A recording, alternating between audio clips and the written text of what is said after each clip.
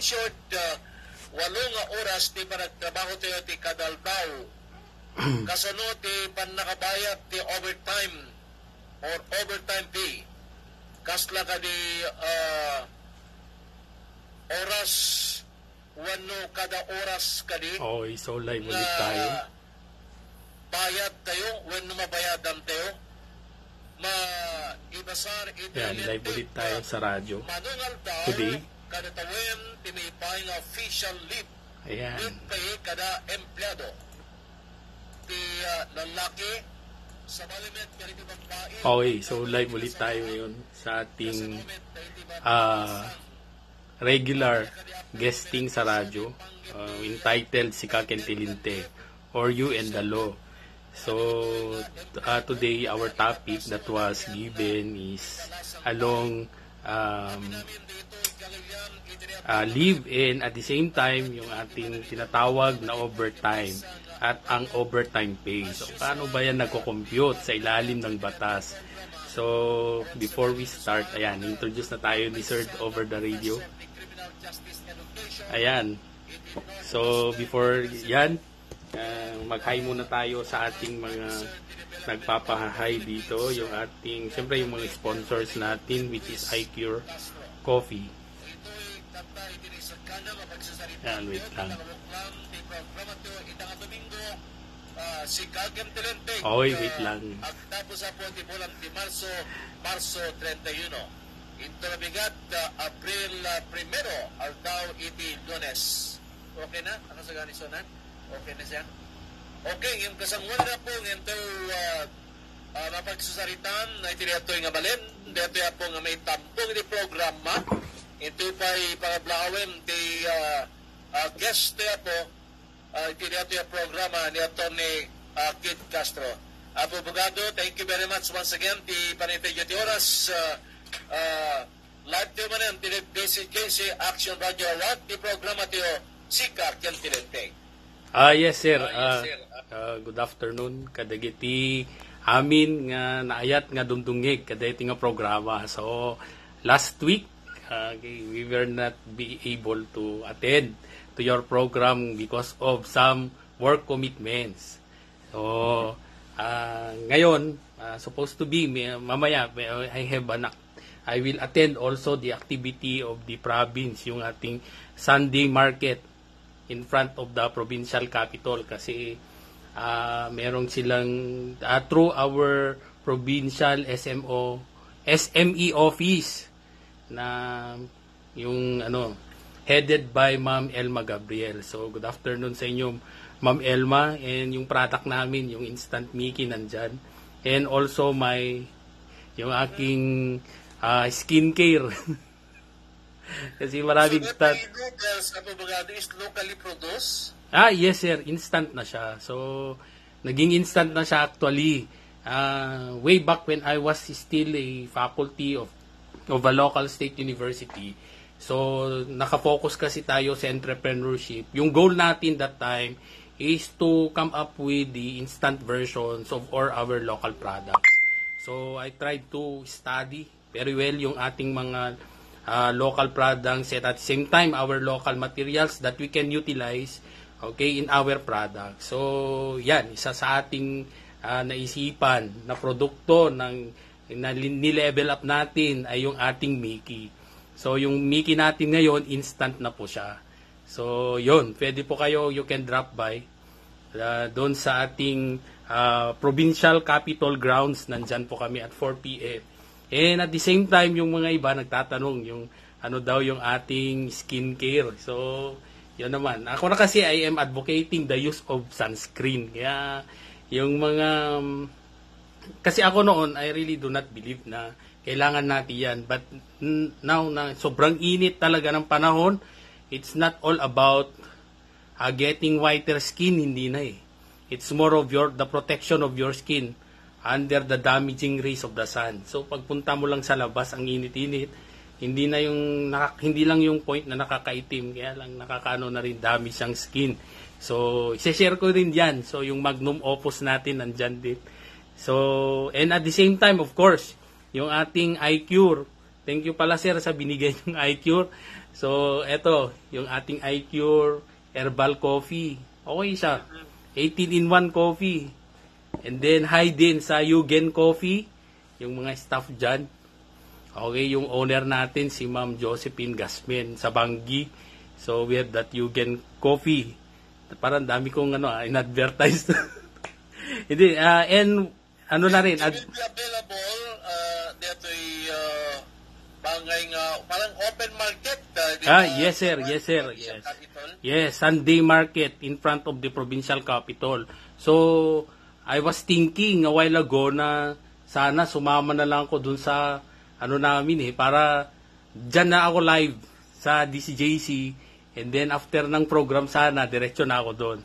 Okay, but then again too late na nag-decide ako na ganun yung gagawin ko, but hopefully I will be able to attend yung activity, but I'm trying my best. And advance happy birthday to my late father Tomas Castro, and also yung pamangkin ko na magbe-birthday on April 2, Sean Kevin Kakatchan. So, happy birthday. And sa lahat ng ating mga tagapakinig. So, hopefully, today, yung ating topic is napapanahon dahil unang-una, lahat tayo nasa mood pa ng leave. Ay, yung ating, tama, yung ating mga holiday pala. Okay, nagkaroon tayo lahat ng holiday. So, yon, yung iba parang gusto pang mag-extend ng kanilang holiday. So, ano ba ang tingin ng batas sa ating mga tinatawag na holidays? So, bakit meron pang tinatawag na regular holiday? Meron namang tinatawag na special holiday. Okay, so merong mga ganon sa ating labor code. Bakit ano bang pagkakaibahan ng mga yan? And another thing also, okay, meron din tayong mga tinatawag na overtime pay. Bakit? May overtime pay, meron ding tinatawag na premium pay. So, ngayong hapon, okay, liliwanagin natin po yung mga lahat ng ito sa ilalim ng ating batas, particularly on labor code, sa ating mga manggagawa sa pribadong sektor, and at the same time sa amin naman sa government sector through our civil service. So, liliwanagin natin today, and hopefully talagang makabigbigay ako ng liwanag. Okay, so yon naman ang reason why is it that we are here, okay, dito sa programang ito, para gusto nating linawin para yung ating mga tagapakinig na nagtatrabaho sa ating mga pribado at pampublikong organisasyon ay maliwanagan din kung ano ba ang kanila, ano ba ang take ng batas dito sa ating mga tinatawag na regular special holidays. Okay, so magsimula tayo siguro. Ano ba talaga kasi ang tingin natin sa mga, bakit natin kailangang i-identify yung mga tinatawag nating regular and special holidays. So, yun. And another thing also, siyempre yung after ng holiday, may mga gustong mag-extend. Okay, sa kanilang mga bakasyon, ang gagawin nila, magpa-file sila ng leave. So, sa ating labor code, ano ba ang tingin nila sa tinatawag na leave? So, yon, liliwanagin natin, and hopefully, ay gusto natin yung mga audience natin na nakikinig ngayon over the radio or over the Facebook page of DCJC. You can engage with us. You can join us through your questions and clarifications which concerns you and your work, particularly in our topic on holidays, overtime pay, and yung tinatawag nating leave. Okay. So, yun, sir. Okay, Abogado, first of all, for every employee, especially those regular employees, in the private sector, we take the situation in the private sector first. Based on labor law, manuti aldaw nga may tinakwada as regular days of work. Yes, sir. Okay. So, sa pribadong sektor, actually, ang mandato ng batas ay to have this ating mga manggagawa na mag-report ng 48 hours. So when you transform it into days, so that would be 6 days a week. So it means meron kang isang araw sa isang linggo na considered to be your yung rest day. Okay. So yung iba siguro, 'di ba, napapansin niyo meron silang 5 days in a week. Okay, even they are in the private sector. Okay, so yung point natin dyan is that whatever more beneficial to the employees, okay, that would be the one that would prevail. Okay, so kung yung employer nyo, ang mandato ng labor code ay tayo ay mag-render ng 48 hours or 6 days a week. Pero tayo, pinagre-report lang ng ating employer ng 5 araw. So, anong ibig sabihin nun? So, we should be thankful. Kasi, yung ating employer ay binibigyan tayo ng mas matagal na rest day, which is equivalent to 2 days for that matter. And tayo ay hindi na niya naman sinasahuran ng arawan. Bagkus tayo ay sinasahuran niya ng monthly. So, we should be thankful with our employer. So, in our public, government counterparts, so, sa amin naman, we are only given 5 days a week to report. 5 days a week, so that would be equivalent to 40 hours. So meaning, Abogado, in a private company, reporting 48 hours a day, as if in computation for the duration of 5 days, bali magiging 6 days na ang trabaho natin bawat linggo. And impliedly, meron po tayong isang araw na day off, and that is Sunday. Yes, sir. Yes, sir. And those rendering service or magtrabaho sa linggo, is the company compelled to compensate the employee? Okay. So, yun na yung tinatawag nating, doon na pumapasok yung tinatawag nating premium pay. So, liliwanagin natin today na when you ang kasing tinatawag nating overtime pay is when you rendered, beyond that 8-hour period na kailangan kang magtrabaho. So, for example, in a day, yung required number of hours of work that you have to render is 8 hours. So, you were requested to extend your time beyond 5 p.m. Okay, so beyond that, so that is pertaining to your overtime. Okay, so paano kung you are going to render your service during your rest day? So anong tawag doon? So that would be called that is what we call premium pay. So ngayon, ngayon ang tanong natin siguro is ano nang kaibahan ngayon ng tinatawag na premium pay and an overtime pay. So ngayon, yung kasing eto kasi when your employer let you work on your rest day, or a Sunday or a holiday. So eto kasi yung difference. So when you are requested to report on a Sunday or your rest day, so magkano ngayon ang bayaran? So, dyan, yung pag pinagtrabaho ka during your rest day, so that is called premium pay. Ang computation ngayon ng iyong sasahurin on that day, kasi pinapasok ka na supposed to be nagpapahinga ka, is 30% of your regular wage. So, for example, yung isang araw mo ay 300 pesos. 300 pesos. Ano lang yun it's just an assumption. So, alam ko naman na mas mataas doon para lang mabilis tayo mag-compute.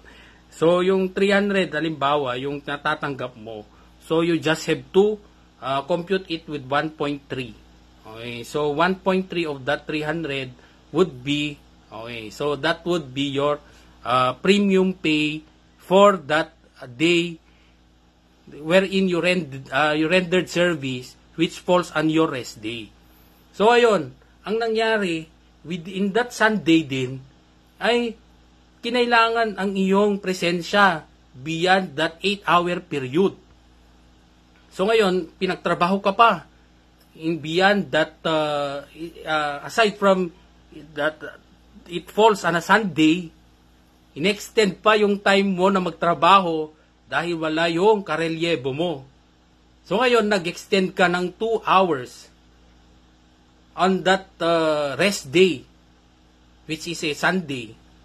So, diba, sabi ko nga kanina, 1.3 of that 300, so that would now be your premium pay. Ngayon, nag-render ka pa ng overtime pay, which is 2 hours on that rest day. So, paano ngayon yung computation ng iyong overtime pay? So, sa ilalim ng batas, ang sabi, so, mayroon ka ng 1.3 of that 300. So, wait lang, tayo'y mag-compute. Okay, so, tingnan natin yung computation dyan. So, yung gagawin mo lang dyan is, of course, yung 1.3 mo dyan, di ba sir, sabi ko, 1.3 of 300. Tama sir? With that 300 pa, yung another 30%, so meron ka pang ano yan, so that would be another 30% of that 130%. So kung yung halimbawa, yung sahod mo na 300, yung sabi ko kanina, di ba sir? 300 yung sahod mo, okay, on that day, times, halimbawa, yung ano natin is 1.3. So, yung sahod mo with that 1 hour is 390. So, ngayon, yung 390, di ba, 8 hours ka nagre-render. So, divided by 8. So, your per hour would be 48.75. Tama, sir. Ngayon, yung 48.75, dagdagan mo pa yan ulit ng 1.3. Okay, so 48.75, multiply mo ulit yan ng 1.3 kasi nga nag-render ka nga ng tinatawag nating overtime. So, yung overtime pay mo in excess of that 8-hour period, so 63.38 na yan. Tama, sir. 63 times multiplied by 2, so 126.75. Ngayon, idadagdag mo yan yung 126.75 plus yung kanina na 126.75. Yan na yung overtime pay mo. Okay, so yung kanina, which is, di ba, sabi natin, okay, yung sinabi natin na 1.3 of 300, magkano na yun? Nakalimutan ko na. 390, tama ba, sir? 300 times 1.3% equals 390. Oh, 390 plus 126. Yan na ngayon ang sahod mo during that Sunday.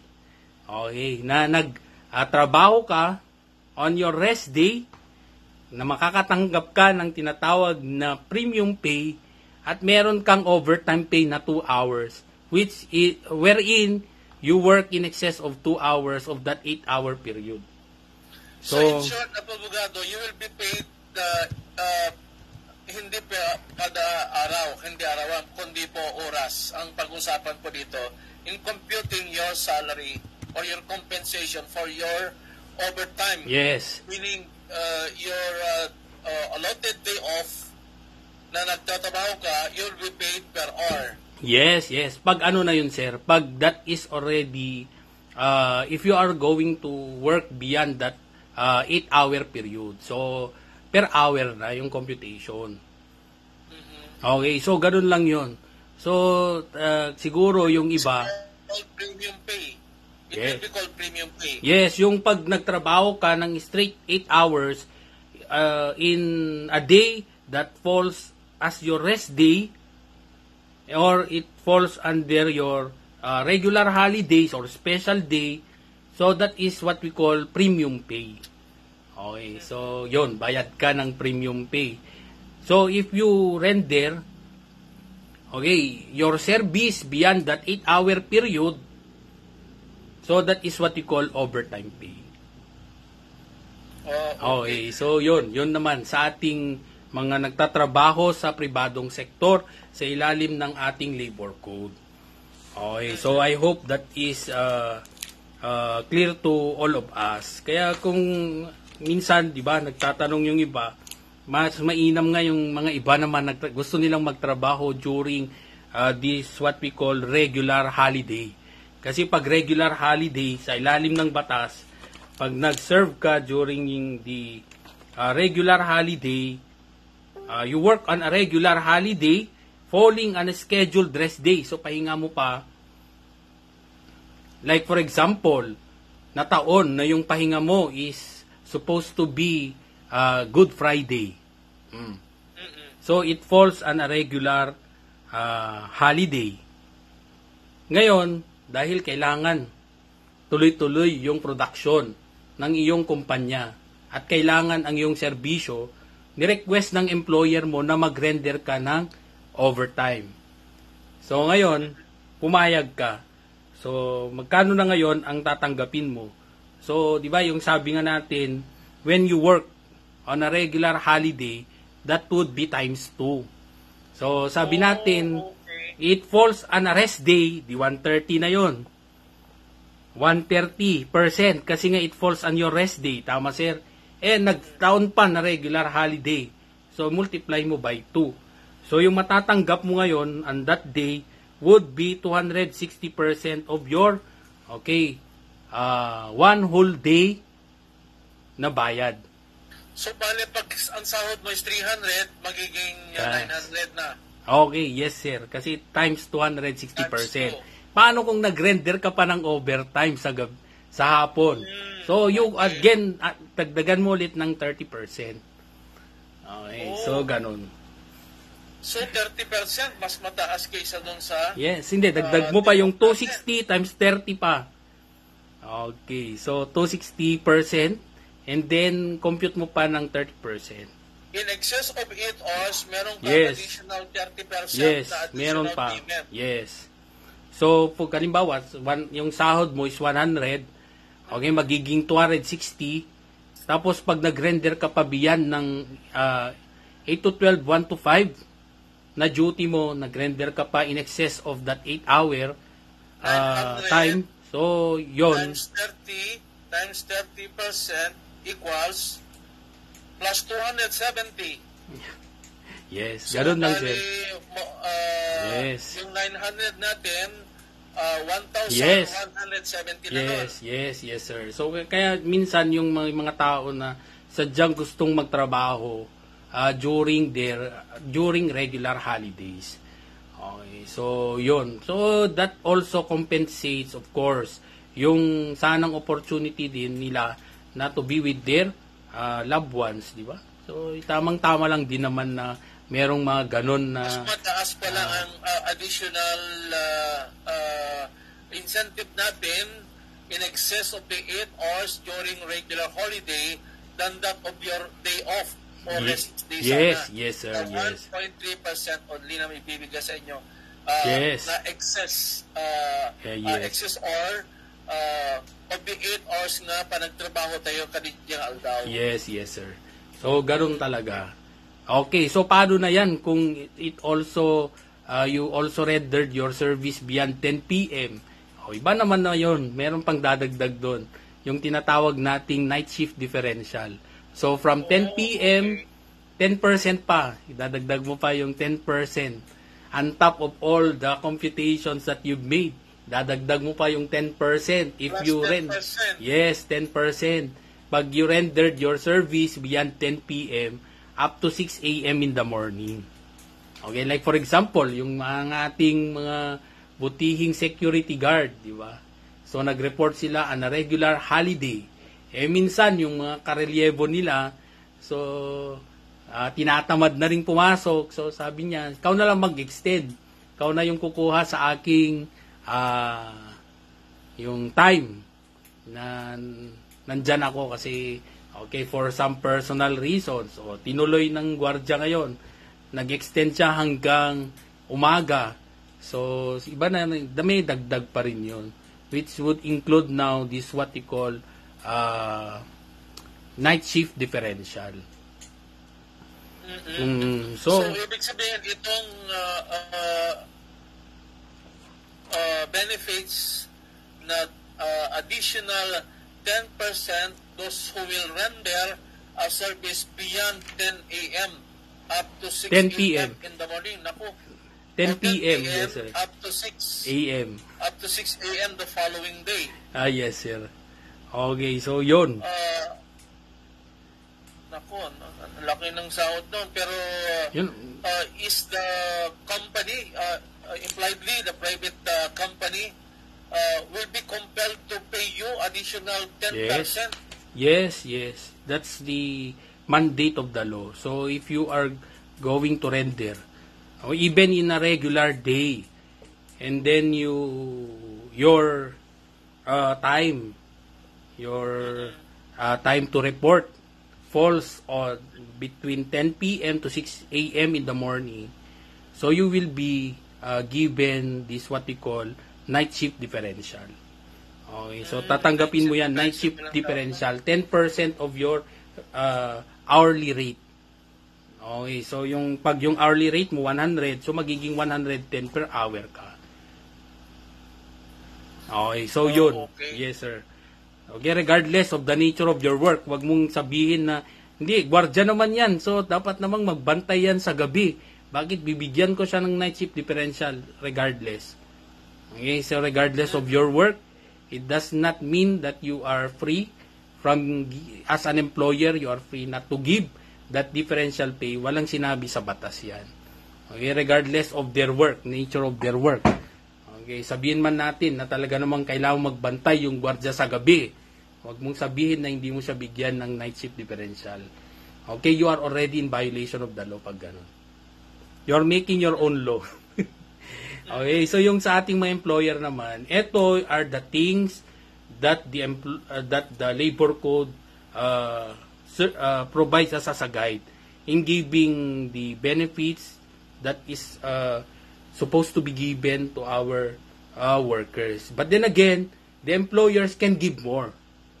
Okay, so kung ikaw, na employer, sa tingin mo, diba? Siyempre, yung mga tao ang pinaka-importanting asset ng isang kumpanya. And you think that they deserve more than what is required by the law, so it's your choice. Okay, choice nyo naman po yan. So yan lang ang nire-require ng batas. So we cannot fall below of what is required by law. Yun lang yun. And going back, itong rest day, yung bang scheduled day off natin, is the company compelled or could compel you to work or work for, during that day? Although it be a day off mo? Okay, so yun ang isa nating din sasagutin. So when you talk about rendering overtime pay, so sabihin natin na it is a voluntary act actually. Hindi siya compulsory on the part of the employee na kailangang pilitin mo sila to render an overtime. Okay, so hindi according sa ating batas, hindi po siya it's not mandatory. Okay, yun sa ating batas. That is it is voluntary and the part of the employee. Hindi po siya mandatory. Unless there are also exceptions kasi that is the general rule. Yung ating tinatawag na yung overtime paid, it is not although shall we say na hindi siya it's a voluntary act, but then again there are also exceptions provided for in by law na nagiging mandatory din siya. So like for example, yung nature of that work. So kung halimbawa yung klase ng trabaho natin, di ba? So halimbawa merong emergency, okay, that there is a need to save lives of other people, nandun ka sa mismong kumpanya, di ba, na kailangan yung assistance, and then in asking your assistance, you need to render overtime. Like merong nangyari na emergency, may sunog, or merong natural calamities, disaster, that pose threat also to the company na ni-require na you have to extend that you have to render overtime. That's an exception. Okay, so another thing also is that if there is a need or a work to be done, okay, alam naman, iwan mo na lang yung mga, limbawa, gumagalaw yung mga goods, di ba, na for packing. So, tama naman, na it's already 5 p.m., hindi pa tapos. So, ang question doon, is the employer can require you to render overtime? The answer is yes. Because the urgent work needs, okay, to be done.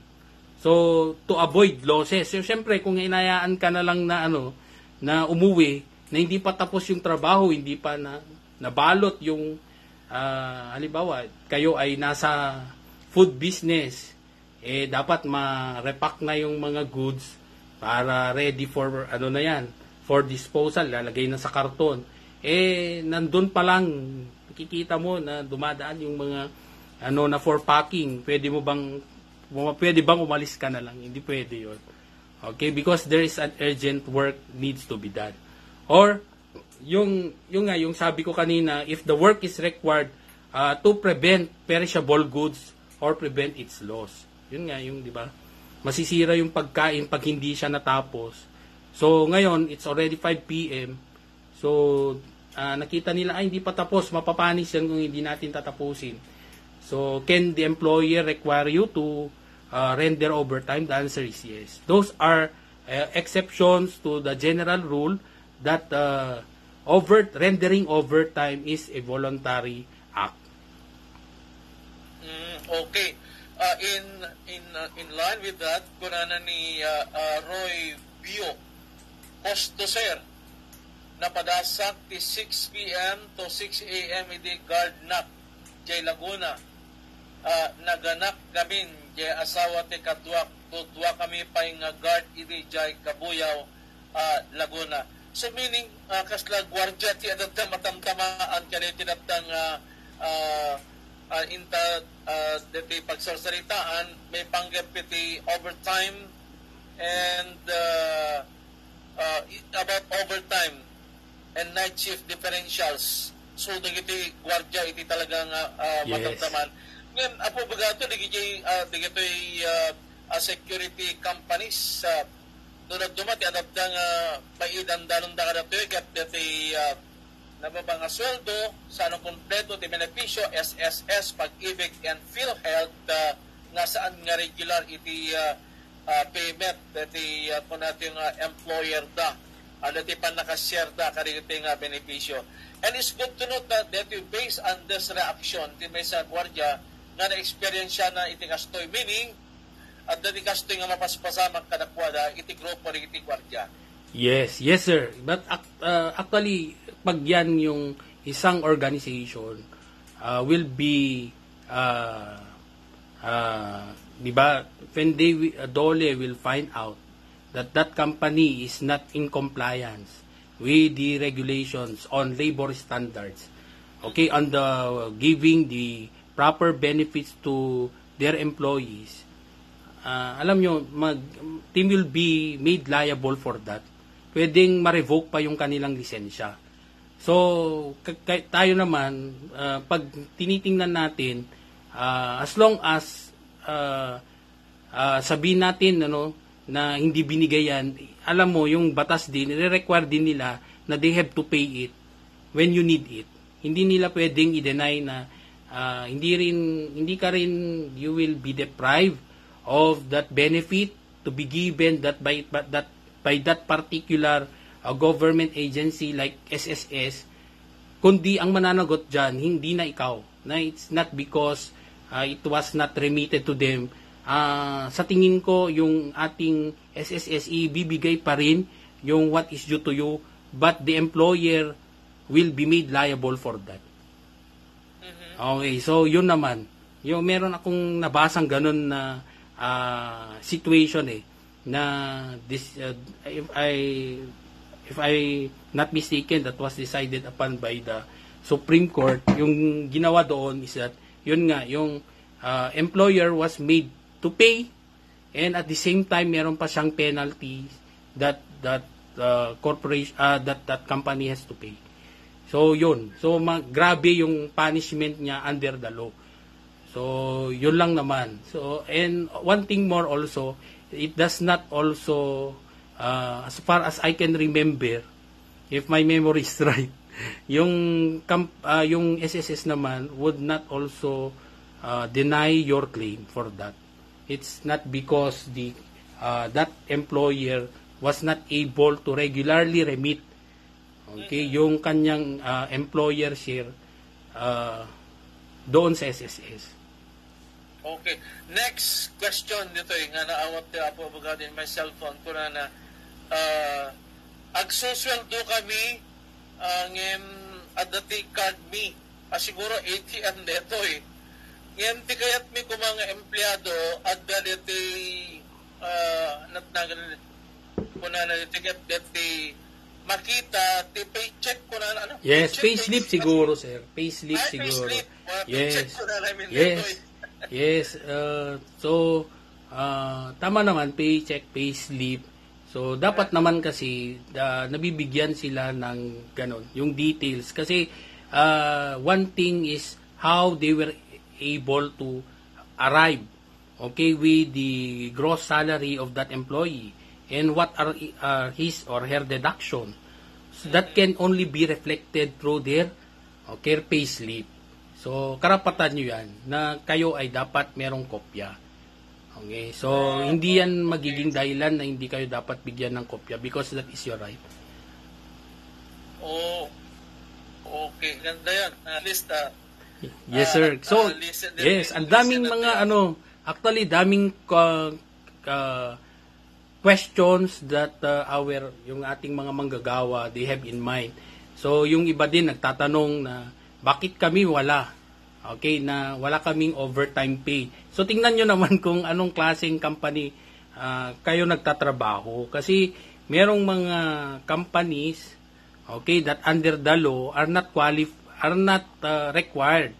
Like for example, yung isa na dyan na hindi required to give overtime kung yung isang business ay mayroon lang employees less than 10. So kung less than 10 lang kayo in your halimbawa nagtatrabaho po kayo sa isang maliit lang na store. So yung tanong diyan, meron ba dapat kayong matatanggap na overtime pay? So ang sagot diyan hindi kasi meron namang qualifications of the law wherein kung kailan dapat yung isang company ay minamandato niya na magbigay ng mga ganyang benepisyo. Okay, so yun naman yung ating meron namang exceptions to that. Hindi naman lahat ay kailangang magbigay. So baka merong mga nakikinig ngayon, yun ang tanong nila. So, yun din. Okay, so alamin din natin kung sino ba yung kailangan na kumpanya or employer na magbigay ng mga karampatang mga ganitong benepisyo. So, hindi naman po lahat. Okay, so yun lang naman. And another thing also, meron akong nabasa din na tanong is that paano kung nagtatrabaho po ako na most of the time in the morning nalilate ako. So ngayon, pagdating naman sa trabaho, 'di ba, supposed to be yung out namin is 5 PM, pero ang nangyayari, we been extend up to 6 PM. So yung tanong diyan, pwede po bang yung aming overtime ay i-compensate na lang doon sa aming late sa umaga? Pwede ba yun? Okay, yung sagot ay hindi. Unfortunately, yung ating batas, sabi niya hindi. Okay, so hindi pwedeng i-compensate ang undertime dahil sa ating pagiging late sa umaga sa ating overtime sa hapon. Okay, so lalo na yung mga new graduates natin na papasok sa trabaho o hindi na sila nag-take ng labor na subject. So hindi sila aware of this. So good thing na kung nandyan kayo at nakikinig, so dapat alam nyo yan. Kasi alam natin yung mga Gen Z natin ngayon, yung 'di ba, yung akala nila, 'di ba, siyempre gusto rin nila ng flexi time. But then again, there are already companies who are addressing to this na kino-compensate na nila. But then again, under the law, hindi pwedeng compensate yung ating undertime because of being late in the morning with our overtime in the afternoon. Okay. So, yun ang clarification. So, good thing kung yung ating kumpanya or yung employer natin ay merong company policy allowing us to have a flexi time. Na kung tayo ay late ng 5 minutes in the morning, it will be compensated in the afternoon for, of course, rendering another 5 minutes. So, maganda yon. So, but it depends upon company policy. Okay, yun. But then again, sabi ko nga, sa batas, hindi ganun. Pag late ka, that is considered undertime. Hindi mo siya pwedeng compensate ng overtime po sa hapon. Okay. And another question is, mabigyan po tayo ng overtime pay, but on the other hand, ilang araw ba may mabigyan, ilang araw ang may bibigyan po sa atin based on labor law na ma-compensate o masasahuran po tayo doon? Okay, so wala namang sinasabi yung batas ng limit of overtime. Okay, yung overtime natin, wala namang limit. Kung ilang oras ka nagtrabaho in excess of that 8-hour period, is considered overtime, yun pong babayaran. Okay, walang maximum po. Kung daily kang nagre-render ng overtime, that you have to stay in the office, okay, to finish your work. Like for example, sa buong araw mo, in your whole day na trabaho, okay, so nagre-render ka ng 5 hours a day in the form of overtime. So kung yan is ginagawa mo daily, 5 hours, so with that, considering na 6 hours a week ka magtatrabaho and then 5 hours a day, di meron ka ng 30 hours in a week. So is that compensable? The answer is yes. Okay, wala namang sinasabi sa batas na limit ng number of hours na babayaran dapat yung overtime pay. Okay, wala naman pong limit unless the company sets a standard na hanggang ganito lang kayo na pwede kayong mag-overtime kasi ito lang din ang meron budget sa aming kumpanya. Pwede rin ganun. Okay, so stop ka na kung sakali. Okay, but if the company does not impose such policy and our law does not provide otherwise, so yung overtime pay limitless. Okay. Another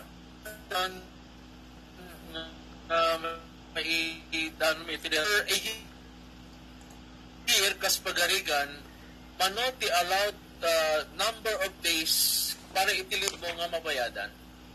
Okay, so when you talk about leave sa atin in our labor law, okay, sa ating labor law, sir, actually yung leave that is provided for in by law, okay, sa ating is tinatawag, wala tayong kasi sa labor code natin, unfortunately, there is no such thing as vacation leave or sick leave. Okay, so ang sa labor code, what is only provided for is a 5 days of service incentive leave. Okay, that can be used either for sick leave or your vacation leave. So, paano kung hindi mo ginamit yung 5 days service incentive leave mo within a year? So, what will happen? So, pwede naman siyang i-convert po into cash. Okay, so that is the on the part of the on the part of the labor code. Kaya nga, sabi ko nga yung mga taong nasa gobyerno, we should be happy and we should also compensate yung mga privilege that they are given to us. Kasi nga, sa ating labor code, ang mga uring manggagawa ay kailangang magtrabaho, ay minamandato ng batas na magtrabaho 6 days a week. And they are only given, of course, 5 days service incentive leave. Yung service incentive leave nila, yan ang pwede lang nilang gamitin, which is 5 days, in the form of vacation leave or sick leave. So, unlike in the government, di ba? So, as we all know, di ba, meron tayong mga kinikredit na tawag nito, 1.25 days of vacation or sick leave. Credits annual, monthly or total of 15 days sick leave credits. Okay, 15 days vacation leave and 15 days sick leave credit in a year. Okay, so yun yung natin. 15 days sick leave, 15 days, yes. Vacation leave. Vacation So, a total of 30 days a year or 1.25 days vacation leave, di ba? So, monthly credit yon. So, could you imagine that na tayo merong ganun? Okay, so, yes, that is also the, natin, yung ating, when you talk about leave, yung ating leave credits in the government.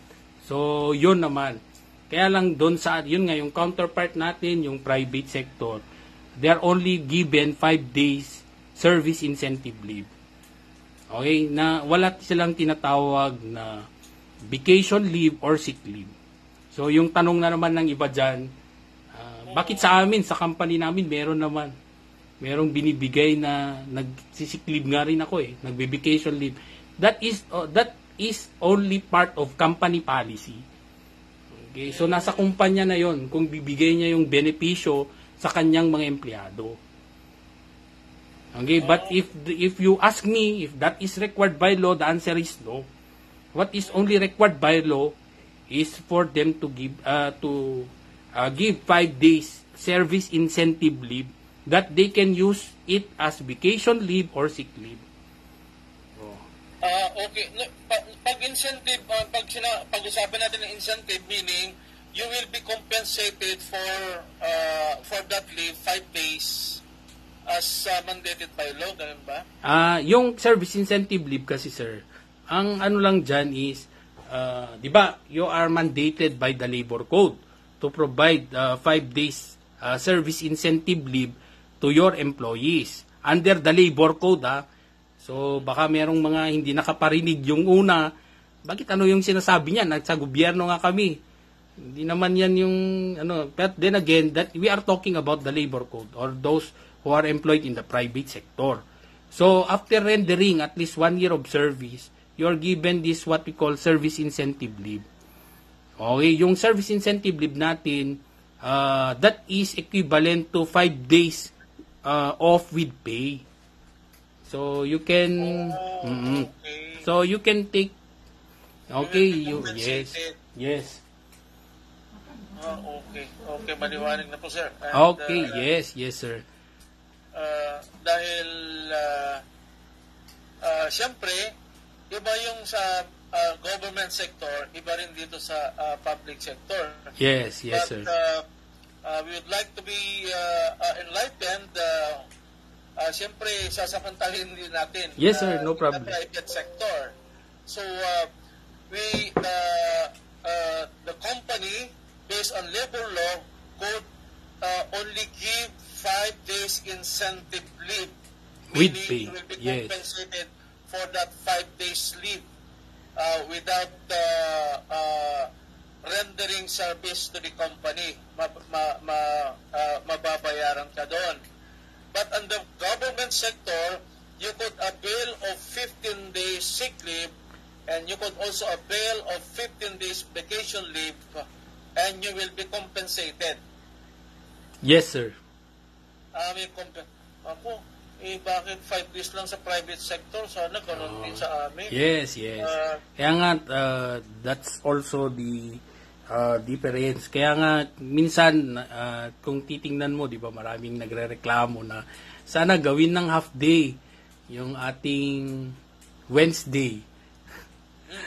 So, isipin nyo na lang, di ba, sa private sector, they are not receiving the same. Di ba? So, yun lang naman yung point.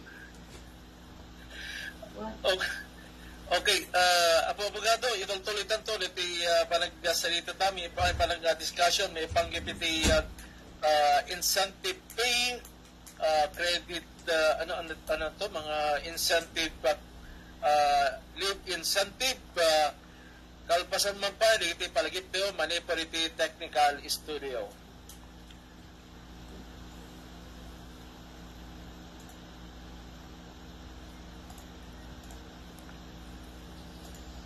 Okay. So, yun.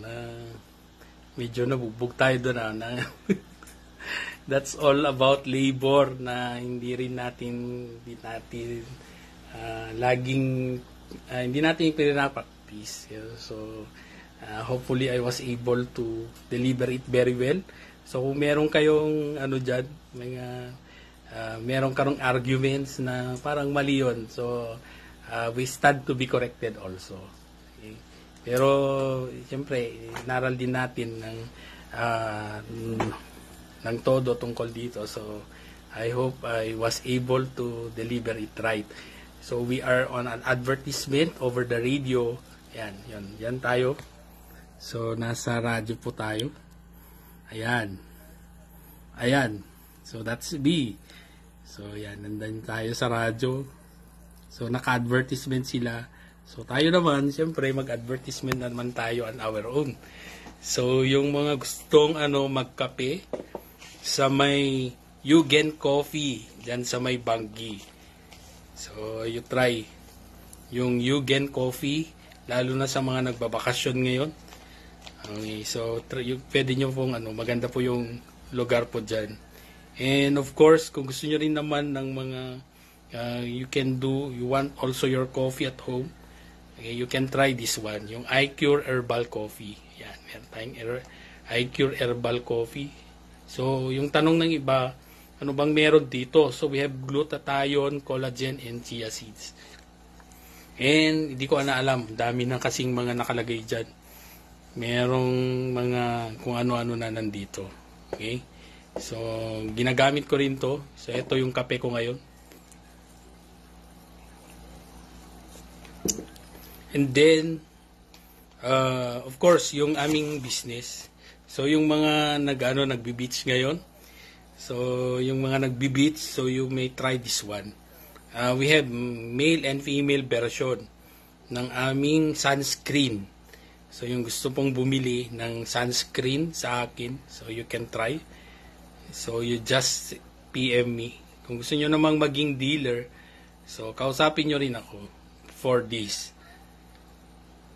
Okay, so yan. Eto siya.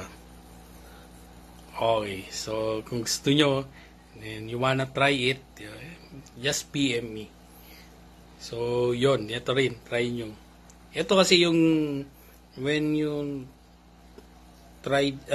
use this one, hindi gaya ng iba na tinted siya. I really do not know about tinted before. Yung mga kasama kong nagturo sa akin. So, sabi, meron dang white cast pala, tinted. White cast, na pag gina-apply mo, mamumuti yung mukha mo. So, with this, hindi naman. So, sabi ng kasama namin, hindi na matapang yung amoy. So, you can use this. Diba? Gaya ng sinabi ko sa post ko, na yun na pala, diba? For a healthy skin, of course, you try this one. Try natin gumamit ng hindi try. it is a must now that we use what we call yung ating sunscreen.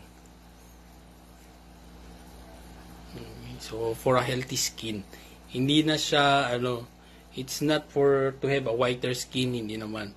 It's more of a yung health na niya. Yung health reason na yung dapat isipin nyo. It's not because it will make you white. So siguro yan na secondary lang niya na effect. But basically, what it will do is to protect your skin from the damaging rays of the sun. Kasi in order for you to have a healthy skin. Okay? So yun lang. Okay, what else? So try nyo rin. Pasyal din kayo sa Sunday market in front of the Capitol. Nandun, hopefully makakahabol ako in order for me to attend. So yun. So, yung iba naman nagtatanong bakit tayo ay naka-coat. Siyempre, sabi ng pamangkin ko, dapat daw mag-coat ako para namang magbukhang disente. Kasi unlike wag naka-t-shirt ka lang, para namang daw yung respect ng tao ay nandyan. Kasi, siyempre, yung the way we dress really matters. Okay, it command, authority. So, mukha bang kung authoritarian? Okay, so hindi naman. We cannot just distance ourselves na maging okay, shout out kay Attorney Nick and also sa lahat ng mga nakikinig dyan. So, naka-advertisement lang kasi over the radio. Yan, naka-advertisement over the radio kaya tayo ay nag-advertisement din tayo sa sarili nating Facebook Live. Okay, so yung topic natin today is along overtime pay and of course yung tinatawag nating mga leave benefits ng ating mga manggagawa in the private sector. Okay, so we will continue it later. Antayin lang natin yung pagpasok natin ulit. Okay, nag-mute ako kasi baka marinig. Okay, so pag gusto nyo makita yung aking pagbumukha over the radio, pwede. Okay, so gusto nyo tingnan, so ganyan tayo sa screen. Okay, so yan. O yan, that's me sa screen. So, yung mga nagtatanong kung may bayad ba tayo dito, yung sagot ay wala. Free nga eh. So, yung iba, kino-question na, yung, di ba, yung, di napapagod ka na. Kaya hindi mo nagagawa yung, tama ba yun? So, ang sagot ko naman, it's a Sunday. It's my day. Bakit gusto mo pa akong mag-extend ng ibang gagawin in a Sunday? So it's my day. So if I want to spend it over the radio, okay, through giving a free legal education sa ating mga kababayan, it's my choice. Okay, so yun lang yun. Wag mo na akong i-stock yung mga ganun eh. May mga tao kasing nag-i-stock sa atin and then pagdating sa na kine-question yung ganun. So sabi ko, actually hindi na nga ako nakaka-attend ng mga activity okay with the IBP. So when I was endorsed to have this free legal education over the radio, so sabi ko, dyan na lang ako. Okay, para naman we can also share our simple knowledge of the law sa ating mga kababayan. Yun lang naman yun. Okay, so wag nyo namang ipagkait na in my simplest way. And ako naman yung mapapagod. Hindi naman tayo totally sobrang pagod dito sa ating presence. So we are so thankful that with our how many na tayo months over the radio. So, meron na rin tayong mga established na listeners who are also very engaging over the program. Okay, so Efren Nocete, yan, kaklase ko yan. In my previous trainings in another government agency. So yun, kaklase ko siya. Nakailang months din tayo, if I remember it right, parang 6 months yun eh, na we are in a school. Okay, so that was how many years ba? Parang newly graduate pa ako doon.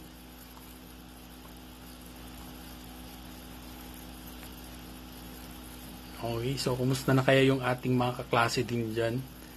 Okay, with that training, nailan tayo noon? If I remember it right, doon sa binigay na certification sa akin, we are around 157 who graduated.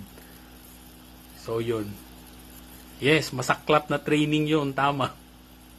Na you give your best to undergo the training kasi may grade, mayroon pang rating system, ganyan. So, moving forward, many years have passed. Buti naman, siguro if I continued with that program, so hindi rin ako magiging mararating kung ano man ngayon. So, hindi ko rin mapapaisip na mag-aral ulit, ganyan. So, kumusta na kayong mga kasama natin? Meron bang nagtuloy doon? So, wala na akong malala. Kung may natuloy pa sila. May natuloy sa kanila, I mean.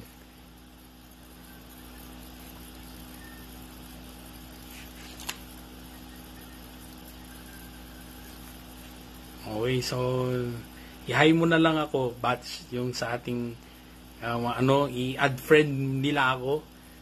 So, hindi naman ako mabilis makalimot yung sa ating mga kasama dati. So, mag-hi ka na, pakisabi sa kanila na i-add friend nila ako. So, when I seen your name, sabi ko, si ano to? Okay, add friend na natin. So, hopefully, I will be able to visit Bicol. Ayan, te-text kita.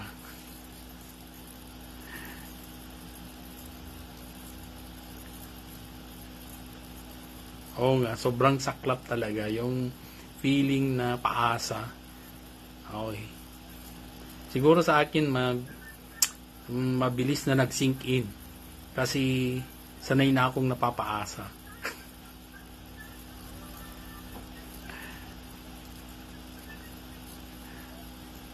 Okay, hello Marilyn.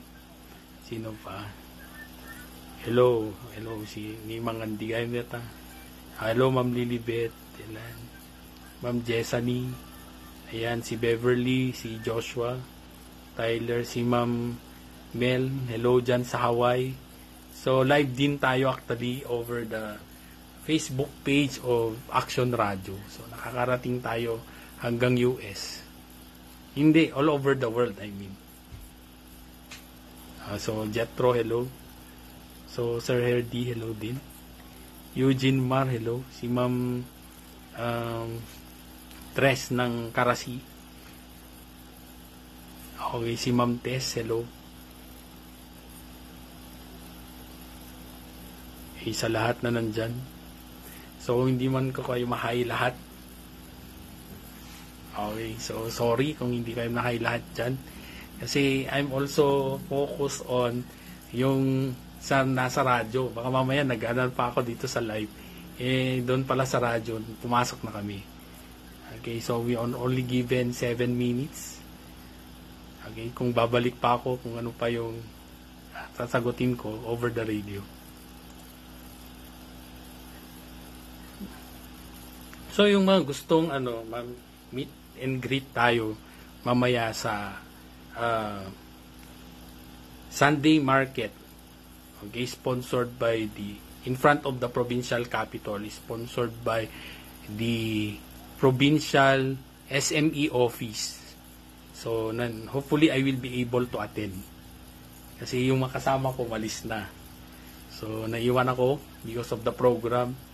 So, supposed to be nandyan ako sa sa radyo para diretso na ako doon sa mismong activity, okay, ng provincial SME office. Kaya lang, wala tinamad akong bumangon kanina. Yan.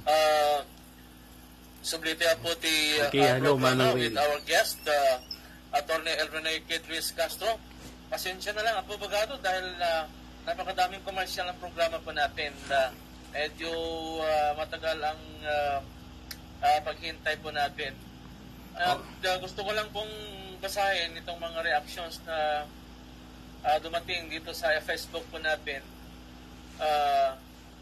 When dapat lang itedda jay payslip or ATM ti pagswelduan da po na dito Ani Alejandro, also good afternoon, Sir Attorney Elrene Ruiz Castro. Sabi naman dito. And lastly, abogado, because of limited time na naman, baka mabarin ang patulong kini Attorney nga rod. Dito'y agency me. Saan met nga ang time paswelduda. Okay, so pag dinamitin ba ganito yes, okay, so maybe yes. So yung sagot natin diyan, maybe you may write your yung company ninyo na para makuha nyo yung point na bakit hindi na ibibigay ng yung bayad kasi supposed to be yan every twice in a month. So meaning 15:30. Diba yung bigay ng yung sahod. So paano ba yung pasahod ng agency na yan? Baka naman unang-una nakabase rin yan kasi doon sa submission nyo ng iyong daily time record. So dapat maging on time din kayo. Yung pagbibigay ng iyong daily time record that will serve of course as a basis for them in the computation of the salary that you will be receiving for the month. Okay, so wag tayong madelay kasi minsan we put on the blame to the agency pero pala meron tayong kasama sa office na hindi nagsasubmit ng kanyang report, like for example yung DTR, di ba? Hindi siya timely submitted kaya yung pasahod din ay nade-delay. Okay, baka yun. Pero naman, kung yung delay is gross, di ba? Sobra naman na supposed to be 15:30, umabot na sa punto na 30 days, wala ka pang sinahod. So that's another story. So pwede niya. Pero ano alam tungkol dyan, abogado? Government institution ito. Oh, okay. So sometimes it's about the process siguro. Merong mga tao along the way na hindi ginawa yung kanyang trabaho. So baka tingnan ninyo, baka hindi yung organization as a whole, but it's the people who are processing yung inyong sahod, yung mabagal. Anyway, si Attorney Kate is also a practicing lawyer. If you need the assistance or guidance of a lawyer, yes. At dami na po rito yung social media platforms na. Yes. Iti Messenger, Facebook, Yahoo.com, dapat TikTok na ni Attorney. Yes. Yes, sir. Actually, sa TikTok, I also discuss yung mga questions. Minsan, mini-message ako ng mga followers ko sa TikTok na nagme-message sila. And then, if I have that time also, I answer them personally. Okay, to their queries. Okay, so, kung hindi ko man lahat kayo masasagot, baka minsan kino-content ko na siya doon sa aking TikTok. Okay, yung nagpo-post ako ng mga general principles on the law. Or yung question ninyo, doon ko na mismo sinasagot. As we observe from various platform, talagang napaka-busy. Even on Sunday, is a workaholic ni Abogado. Kasi kumamalpas din yung programa tayo. Magkita yung tumanin dito sa 180 Provincial Capital. Oh, by the way, available yung product ng instant noodles, locally made. Yes. Itong produkto pa natin, pwede na pala. Baka may may at laok na nga marunggay dito nga noodles nga Yes, apple yes. of noodles. Actually, meron sir. It is packed with vegetables. So, meron na siyang vegetables within the noodles. Kaya lang hindi mo siya gaya ng iba, naramdam mo yung malunggay. Kasi yung malunggay kasi merong bitter taste. So, pag may bitter taste, iba naman yung effect niya sa noodles. So, kami naman, pag tiningnan mo, same lang din, kaya lang yung, it's all about the process na na-eliminate namin yung bitter taste of that malunggay. Pero yung nutritional facts andun pa rin. Wow. At least nga makinabangan natin yung malunggay natin dito, madami. Yes, sir. At Yes. ang magandang klase ng malunggay daw ay galing sa Sarat. Nakakasyente sila doon sa Sarat. Maganda daw ang klase. That is based on the OST examination. Department of Science and Technology, malunggay na galing sa Sarat, Ilocos Norte. Anyway, Atty. Nadanon man dito oras para iti programa tayo. And we thank you very much. Thank you always for giving us your time. Na po ka dito namaknang man presentation na di may sa importante nga issue involving government and private company employees. Narumbing nga maamon dari ito tapos ka staket at dadamin di practices intentional and not so intentional, yes. Most especially from the private sector, at least nga they will be guided by your explanation based on the law on labor law. And thank you again, Attorney, for your time. Thank you very much. Iti tuloy kang kanang iti programa ti o kaya ti CJC para iti sikal ken Tech program. Thank you, Attorney, and good afternoon po. Yes, sir. Good afternoon, Sir Ken. Hopefully, we will be able to discuss also the other labor principles in our succeeding appearance. So, once again, thank you and good afternoon to everyone. Lest that we will be misinterpreted haan nga iti pang kuka kanyayo Attorney. At parintiya pong yes. Supreme kariti pagalagadan mas especially yes. in the private sector. Because yes sir. Actually pag mga employer din, gusto rin nilang malaman yan actually. Para naman sila they are in compliant with the law. Kasi that is also one thing that they want to avoid. Yung nire-report din sila kasi it also damage the reputation as an organization. Okay. With that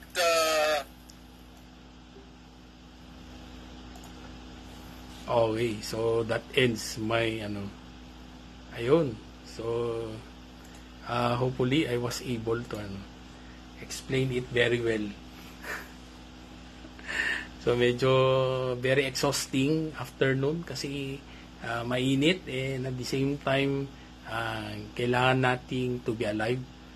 Okay, so yun, that ends our 1.5 hour free legal education over the radio.